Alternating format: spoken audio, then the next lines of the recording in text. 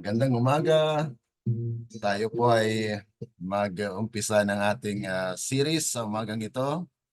At pasalamat po tayo sa Panginoon. Purihin po natin ang Panginoon dahil nandito po tayo sa ating online na pag-aaral po sa biblical history. Kaya nga po purihin ang Panginoon. At welcome po sa ating mga taga-subaybay po ng ating programa, series po ng serye ng ating pag-aaral po sa biblical history. The foundation where we need to understand in the prophecy as well. Okay? Now, kaya pasalamat tayo. Welcome sa mga tagapag-taguyod ng ating programa at pag-aaral ngayong umaga. Okay? So tayo po ay mag-umpisa ng ating series. Nandito na po tayo sa pag-aaral sa part 2 po ito ng ating Genesis chapter 10. Okay? Kahapon po ay hindi na natin natapos yung part 1, yung chapter 10. Kaya nga po ipatuloy po natin ngayong araw na ito. Okay? So, aking pong i-share sa inyo ang ating PowerPoint for this presentation. Okay. At pasalamat po tayo na tayo gumising ng maaga at magpatuloy ng pag-aaral po natin dito sa biblical history. Okay, bago po tayo manalangin, nais ko pong ibahagi muli sa inyo yung ating prayer thought. Okay, no finite mind can fully comprehend the existence, the power, the wisdom, or the works of the Infinite One because we have limitation. May mga limitation po tayo na hindi natin lubos maunawaan yung mga bagay na spiritual at makadiyos. Ngunit ang Diyos po ay nagbigay sa atin ng pagkakataon upang maunawaan po ito sa pamagitan po ng Banal na Espiritu. So, canst thou by searching find out God? Canst thou find out the Almighty unto perfection? It is as high as heaven. What canst thou do? Deeper than hell. What canst thou know? The measure thereof is longer than the earth and broader than the sea. Job chapter 11 verses 9 to 10. The mightiest intellect of the earth cannot comprehend God. Man may be ever searching, ever learning, and still there is an infinity beyond. Yet the works of creation testify God's power and greatness. The heavens declare of the glory of God, and the firmament showeth his handiwork. Psalms 19 verse 1. Those who take the written word as their counselor will find in science an aid to understand God. The invisible things of him from the creation of the world are clearly seen, being understood by things that are made, even his eternal power and Godhead. So yan po yung ating saloobin sa pananalangin. Tayo po muna ay manandali ang manalangin. Hilingin sa Panginoon ang kapangyarihan po ng Banal na Espiritu upang atin po maintindihan ang ating pag-aaral ngayong umaga. Tayo po ay manalangin. Dakila at mabagin po naming Ama na nasa langit ka, sa umagang ito kami po ay nagpapailan lang ng aming samutiling sino, nagpapasalamat. Nandito po ngayon ang inyong bayan, ang inyong mga anak na sumasamo po sa inyo. Nanawa ang inyong Banal na Espiritu ang siyang lumukob sa aming buhay upang sa ganon ang mga spiritual na pagkain ay amin pong manamnam at maging kabahagi po ng aming buhay, na kami po ay maging matatag sa aming spiritual na buhay, bagamat pumasok po ang kasamaan sa sanglibutang ito. Sa pamagitan po ng aming pag-aaral sa biblical history ay maka-learn po kami ng mga lesson para po sa aming pamumuhay sa hinaharap. Salamat Panginoon sa banal na Espiritu na siyang maggabay sa amin sa lahat ng katotohanan. Ito po ay aming dalangin dahil lamang po sa matamis na pangalan ng aming Panginoong Yesus. Amen. Okay, dito po tayo sa pagpapatuloy. Ang iniwanan po natin ay dito po sa natakal po natin yung descendants of Cush. Okay, balikan po natin konti. Sabi po rito sa chapter 10 verse 7, the sons of Cush, Seba, Havila, Sabta, and Raama, and Sabtecha, and the sons of Rama, Sheba, and Dedan. And Cush begot Nimrod. Ito po yung ating na iwanan. He began to be a mighty one in the earth. He was a mighty hunter before the Lord. Wherefore it is said, even as Nimrod, the mighty hunter before the Lord. And and the beginning of his kingdom was Babel, and Erech, and Akkad, and Calne in the land of Shinar. Out of that land went forth Ashur. Alam natin mo po yung Ashur is actually, this is Assyria. Okay? And builded Nineveh. Nineveh is the capital city of Assyria. Okay? And the city of Rehoboth and Kala. And risen between Nineveh and Kala, the same is the great city. So these are the places na kung saan ay mapapansin po natin na itong si Cush ay naging ama ng great city and the mighty hunter, which is Nimrod. At alam po natin na atin pong nabanggit na pag ang pangalan po Nimrod, ibig po sabihin niyan ay let us rebel. Kaya nga po, nung pagpatayo po nila ng Torre ni Babel, yan po ay isang defiance to God na they want to establish a tower that reaches to heaven.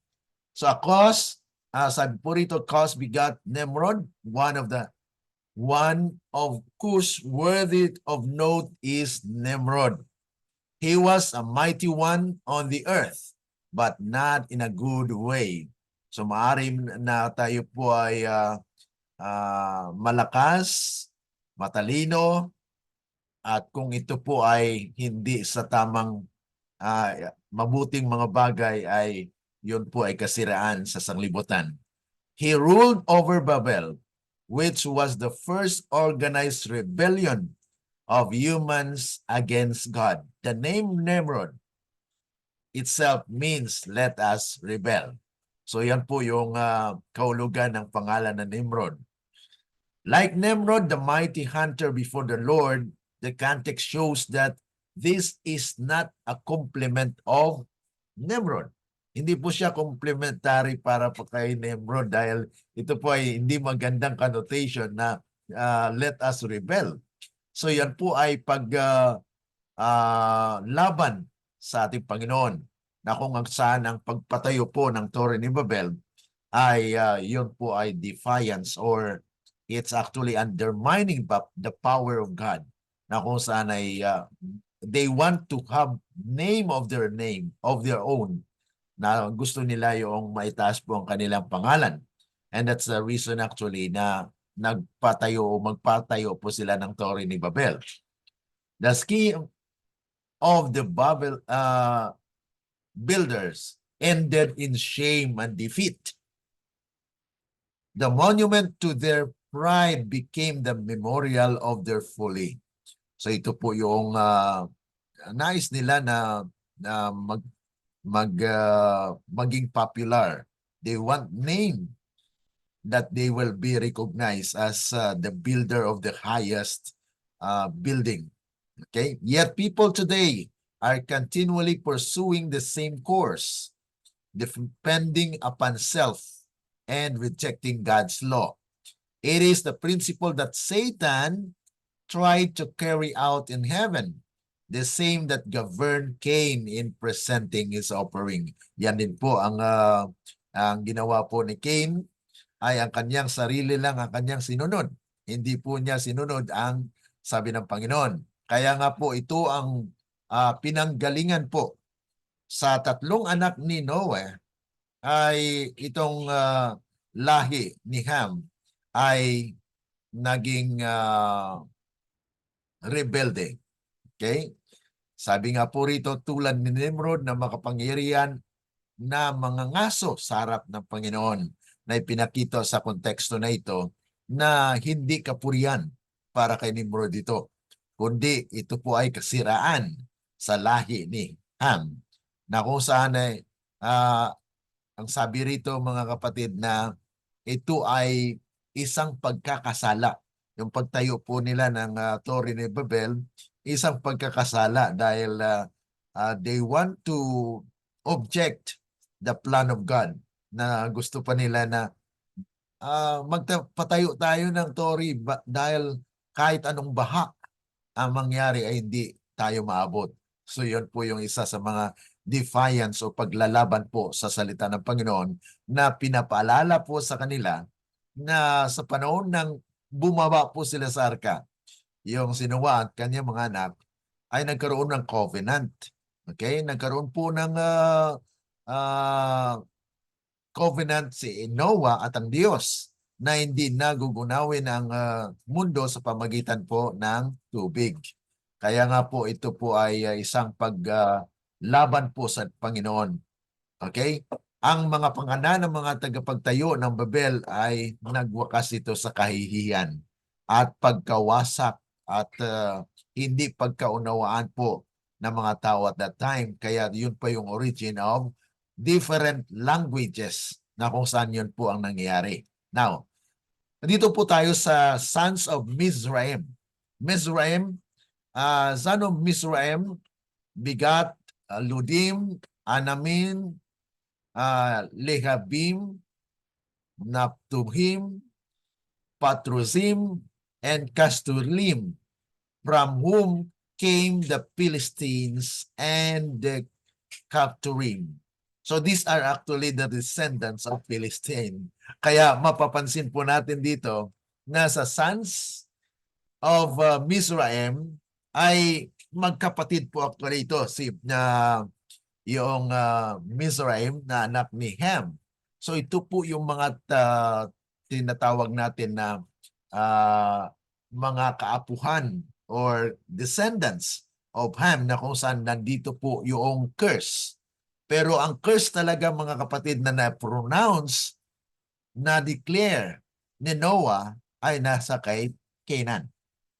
Kaya nga po dito, the sons of Canaan, sa chapter 10 verses 15 to 19, diretso na lang po tayo sa ating pag-aaral, na babasahin nyo na lang po mga kapatid, no, sa inyong spare time, dahil maiksi lang po ang ating panahon. Okay? So dito sa verse 15, sabi po rito, ang Canaan begat Sidon, his firstborn, and Het, and the Jebusite, and the Amorite, and Girgasite. Ito po yung mga lahi na mapapansin po natin sa kasaysayan na kalaban ng Israel. Kaya dito nagmula yung lahi na ito ng kung saan ay nandito yung kasamaan na mula kay Ham ay lumago po muli yung karumihan, karahasan, at paglaban po sa kalooban ng Panginoon. Okay. And then, nandito pa po ang Hivite and Arkite and Sinite and the Arvadite and the Zemarite and the Hamathite. And afterward were the families of the Canaanites spread abroad. Kaya nga po, the border of the Canaanites was from Sidon, as thou comest to Gerar and to Gaza. Okay, nababanggit na po dito yung Gaza. Kaya nga po, in the prophecy, ang Gaza po ay will be desolated as we can read in the prophecy, especially in Zephaniah chapter 2, verse 5, that Gaza will be forsaken. Kaya nga po tinitingnan din po natin sa kasaysayan sa ating panahon ngayon na nangyayari po yung gera diyan sa Israel, na kung saan itong Gaza ay isa sa mga pinakita po na lugar na will be desolated or forsaken. Kaya ito po yung lahi na was actually cursed because of the sin na nabanggit po kay Ham. Nasa halip, natakpan niya po ang kahubuan, ang kahalayan o yung pangyayaring nalasing ang kanyang ama na si Noah, ay pinagkalat niya po at yun na nga po ay it is a degrading character na pinakita po ni Ham, na sa halip na takpan niya ang kabuhubuhan ng kanyang ama, ay pinagsabi niya doon sa kanyang kapatid na si Shem at Japhet. Si Shem at Japhet, alala po natin, napatalikod po sila na takpan ang kaubuhan ng kanilang ama. Kaya may respeto po sila.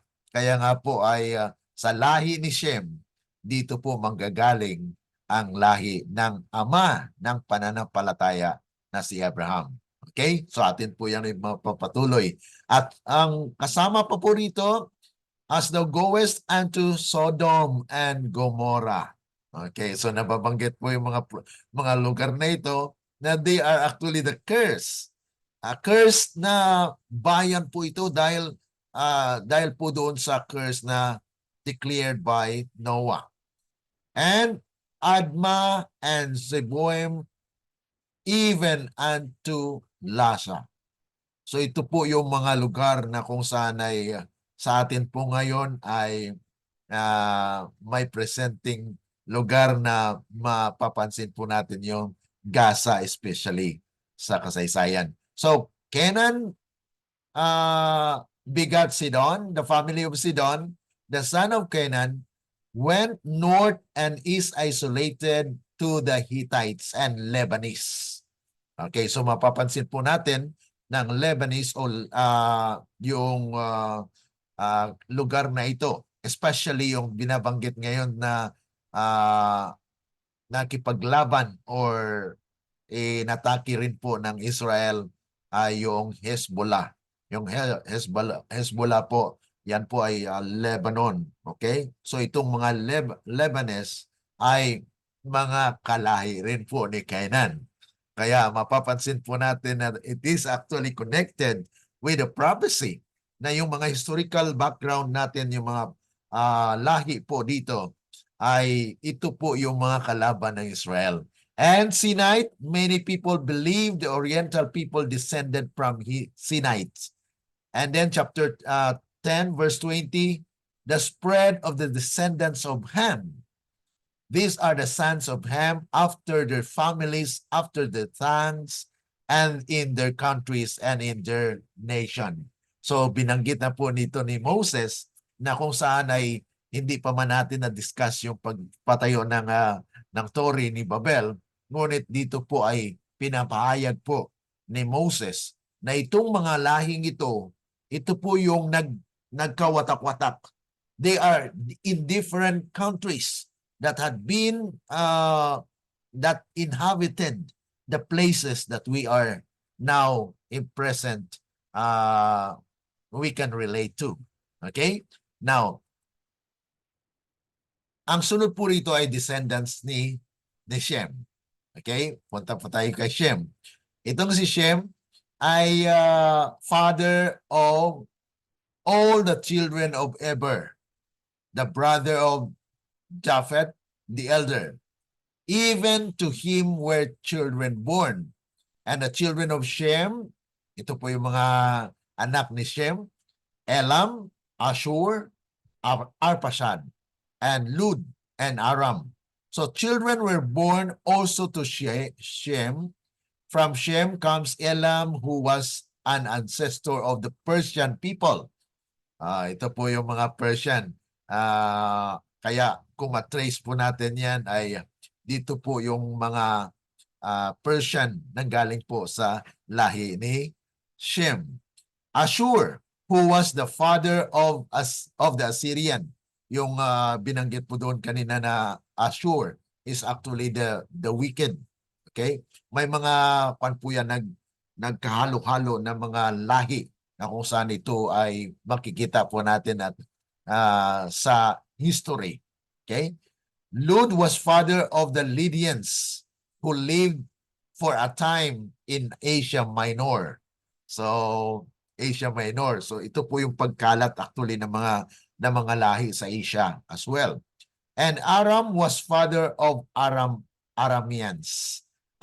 So, ito po ay mababanggit din po natin sa patuloy po natin na pag-aaral sa biblical history. Who we also know as the Syrians. Okay, Syria. Okay? So, bagamat sabihin natin na mayroon pong mga paglaban-laban po dyan sa Syria na naging kalaban din po ng Israel, we will see, mga kapatid, kung ano pong nangyari sa kasaysayan. And then Arphaxad was the ancestor of Abram and the Hebrews. So itong si Arphaxad ay note po mga kapatid, na nanggaling po sa kanya yung lahi ni yung si Abraham. Okay? Na noon ay ang pangalan niya ay Abram. Ngunit pinalitan po ito na Abraham, the father of faith. Okay. So ito po yung mga patuloy na anak, mga kapuhan ni Shem. Dahil sa atin pong pag-aaral, may tatlo lamang great or malalaking lahi or tinatawag nating races, rasa ng mga tao. Una, si Japhet. Pangalawa po, si Ham. At yung pangatlo ay si Shem, na kung saan nandito na po yung tinatawag nating descendants, yung ina po niya na si Abraham. Okay. Now, and the children of Aram, Ush, Hul, and Geter, and Mash. Ush later a region of Arabia. Okay, so yan po yung sa Arabia ngayon. So yan po ay nanggaling po sa lahi ni Shem. And then, he was named after the son of Aram. That is Aramean or Arabian. Okay?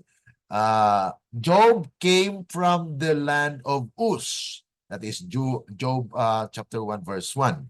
And then the sons of and descendants of Arphaxad. Ito na po ay matrace na po natin ang pinanggalingan po ni Abraham. Arphaxad begat Sala, and Sala begat Eber, and unto Eber was born two sons. The name of one was Peleg, for in his days was the earth divided, and his brother's name was Joktan. Medyo hindi na po mga importante itong mga pangalan na po mga kapatid, yung mga kaanakan, mga anak po or kapuhan ni Shem. Marami po itong mga pangalan na Hadoram, Ozal, Dekta, Obal, Abimael, Sheba, Ofer, Havela, Jobab. Itong Jobab, mga kapatid, ay according sa history, ito po yung kinikilala o inaalam na ito na po yung si Job. All these were the sons of Joktan, and their dwellings was from Mesha, as thou goest unto Sipar, a mount of the east. So ito po ay mga particulars na mga lugar kung saan itong mga lahing ito ay nanirahan po. Okay. Now, all of these were the sons of Joktan. The names after the sons of Joktan is son of Eber, son of Sala. Medyo hindi na po ito makaulugan or hindi na po masyadong importante yung mga pangalan na ito. Okay? Son of Arphaxad are all associated with various Arabic peoples. So at least, mayroon lang po tayong idea, mga kapatid, na itong mga Arabians pala ay nanggaling po sa lahi ni Shem. Okay? And Jubab, the one named Jubab, was maybe the one who we know as Job in the Old Testament. Yan po ay isa sa mga kinikilala na ang pangalan Jobab, pero sa Bible po ay nakilala po natin siyang Job. Okay? And the spread of descendants of Shem, these are the sons of Shem after their families, after the tongues, and in their lands, after their nations. So yun po yung pagkahati-hati ng mga nasyon na kung saan ay nagpuno ng lupa. Kaya nga po itong mga lahing ito ay nagkalat po, mga kapatid. So summary of the statement, the nations after flood, mga kapatid, ito ay mga bagay lamang na nabanggit po sa kasaysayan na kung saan ang ibang mga pangalan dito ay hindi naman po mga pangalan na mahalaga, kundi binabaybay po natin kung sino po ang nagdadala or progenitor. Yung progenitor po ay nagdadala ng lahi ng mga anak at kinikilala ng Panginoon na bayan. Okay? So sabi po rito sa verse 32, these are the families of the sons of Noah after their generations in their nations, and by this were the nations divided in the earth after the flood. So ito po yung mga lahi na kung saan ay nagpuno po sa lupa, na kung saan ay mapapansin po natin na these are things that we need to consider before po magpunta sa mga prophetic studies. Ay dapat po muna nuwaan po natin na itong pag-separate at paglagana po ng kasamaan sa lupa ay nagmula po sa lahi ni Ham. At partly because of yung pag-intermarriage, yung mga nangyari po sa before the flood, ay itong mga tao ay siyempre nag-mix po ng kanilang mga nag-asawahan. At pag dumami po kasi ang tao, ay siyempre magkaroon sila ng tinatawag na adventure in other places. At yun nga po ay nangyayari din po sa ating panahon ngayon, na yung mga Filipino ay kung saan-saan po ng mga lugar ay kumakalat.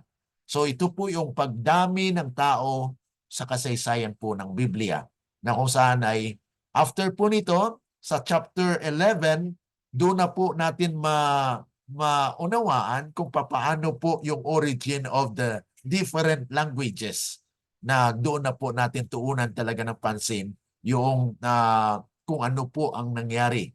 Okay? And the one that is instrumental na ginamit po para mapatayo po yung Torre ni Babel na yan ay yung anak ni Ham sa pamagitan ni Cush. Okay? Na nagkaanak kay Nimrod. Si Nimrod ang siyang naging leader na nagpatayo po ng Torre ni Babel. Kaya yun po ang sunod natin na pag-aaralan, chapter 11, na kung saan ito po yung pag dumating po tayo sa chapter 12, yun na po yung division of all of these tribe, na kung saan ay nagkaroon na po ng great nations that fill the whole earth, mga kapatid. At mula doon sa ating pag-aaral na yan sa Torre ni Babel, okay, na nagkaroon ng mga great nations, nagkahiwa-hiwalay, at mayroong descendants po na God preserves His people through Abraham. Yan po ang ating baybayin sa pagsunod po ng ating pag-aaral sa biblical history. So if there are any questions, ito lang po ang simple na pagpatpat po or paglatag po ng mga persons o mga lahi na kung saan after the flood, God has made a covenant na sabi nga po doon sa ating binasa ay go and multiply and fill the earth. Yan po yung mga kapatid. Mula dito sa tatlong anak ni Noah ay dumami ang tao, at ngayon nga po mga kapatid, sa lahi ni Ham ay nagkaroon po ng pagrami din po ng lahi ng mga masasama. Okay? So at na atin pong nabasa na partly ang Africa because ang lahi po ng ni Ham ay ayon po sa kasaysayan ay partly dito sa Africa at sa Far East. So yung Far East ay kasama po yung Philippines. Okay? So yun po yung mga kaya yung ating mga ninuno, mga kapatid ay mga pagano, pagan origin. We are pagan origin but yet Christianity, okay? Christianity has sprung up at dito po natin malalaman mga kapatid na God is still in control, na kung saan God will actually call His people, na yung mga anak ng Panginoon. Kaya sa ating pag-aaral, this is actually the part of chapter 10 na kung saan ay hindi po natin natapos yesterday. Ngunit ngayong umaga ay pasalamat po tayo na chapter 10 is done. And any question po? Mayroon po ba mga tanong dito po sa lahi na ating natalakay po sa kay Japhet? Kasi partly ng kay Japhet ay kahapon po na pag-usapan natin. Japhet, tapos partly kay Ham, at ngayon po ay nag-umpisa tayo doon kay Ham at dito kay Shem. Okay? So yan po yung mga bagay lang po na mga it's a peripheral or mga side hindi naman siya mga importante po sa kasaysayan yung ibang mga pangalan na yon. Ang atin pong tinitrace ay kung paano po na dumami ang tao and then kung sino po ang nagdadala ng lahi ng mga matuwid o ng mga makadiyos na bayan ng Diyos. Okay? Any reflection po? Any comment or question po sa ating pag-aaral ngayong umaga?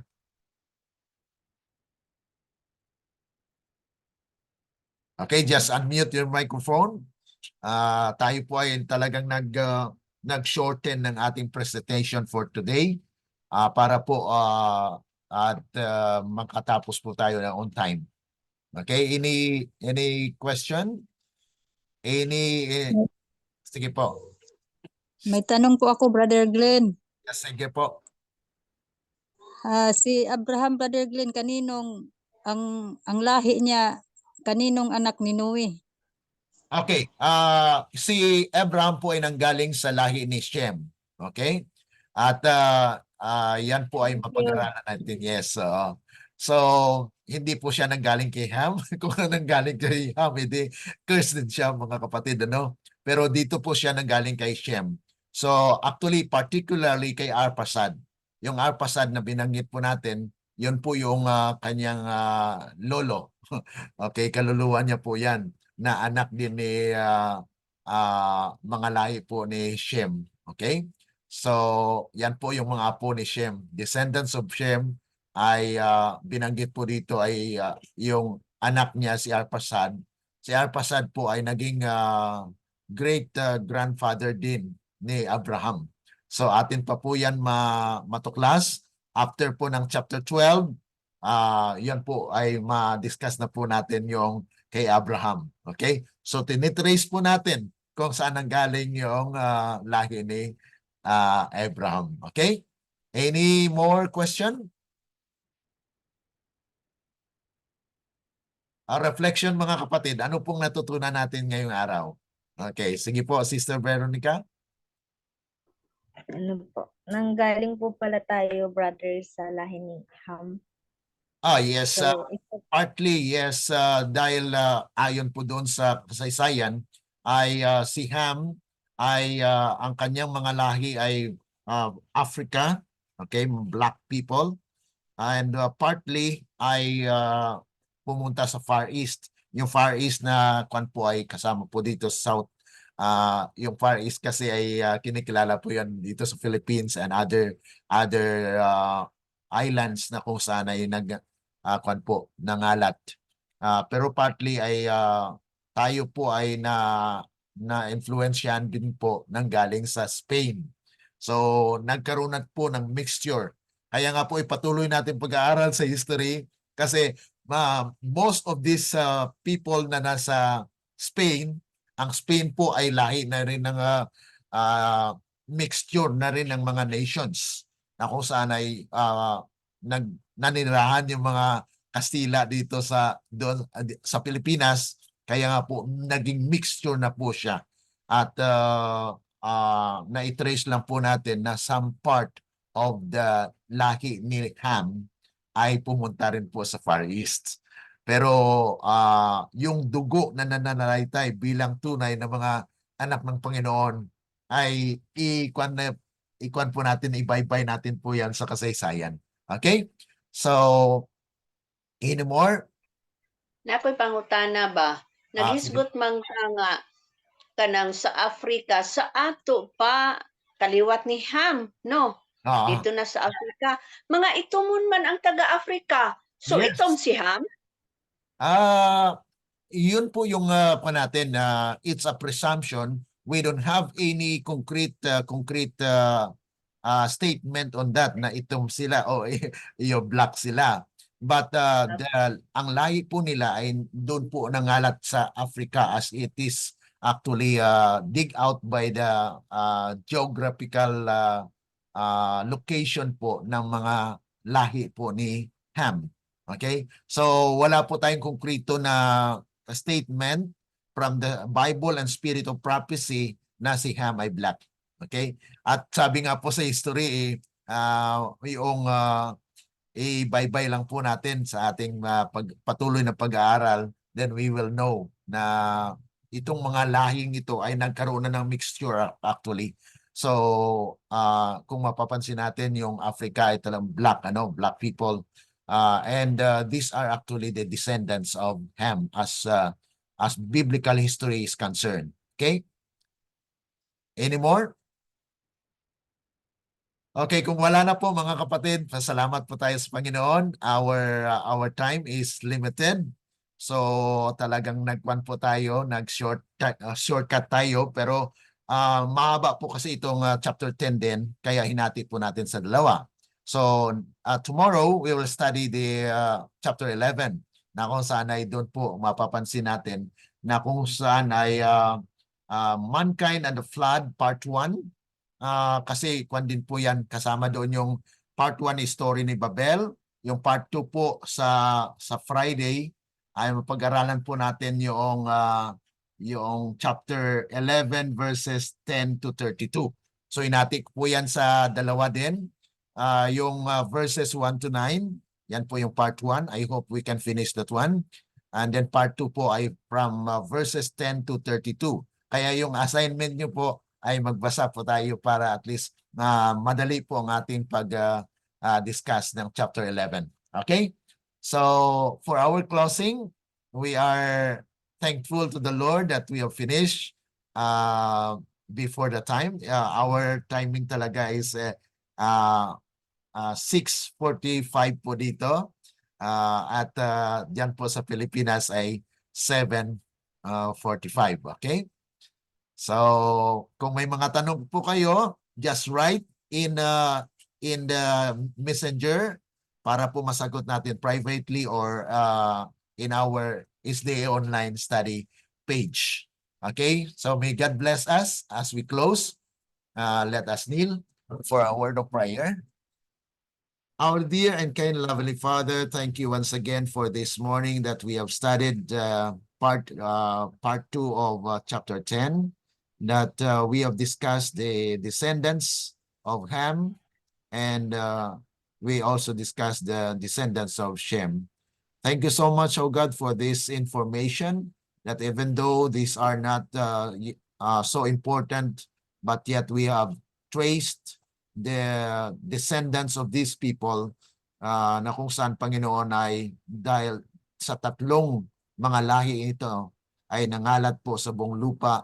At yun po ang aming baybayin sa patuloy po namin pag-aaral na kung saan kayo po ay mayroong na-preserve na mga anak po ninyo na kung saan ito po ang gagamitin ninyo sa huling mga araw sa pagtatapos po ng gawain sa sanglibutan ito. Salamat, Panginoon, sa karunungan. Salamat po sa pagkakataon na kami po ay nag-study sa biblical history, na ito ay maging pundasyon po ng aming pagkakilala po sa inyo na you are God who is controlling and have preserved your people. Thank you so much for the assurance that you also preserve us as we continue to study your words. We pray in the love of our Lord Jesus. Amen. Let the words of our mouth and the meditations of our hearts be acceptable unto thy sight, O Lord, our strength and our Redeemer. Amen. Amen po. Amen. po. Salamat. Okay, maraming salamat po. So tomorrow, don't forget, Tower of Babel na po yan. Okay, chapter 11. Yung Alas 7. the origin of different languages. Okay? Doon po nag-umpisa na marami na pong mga languages.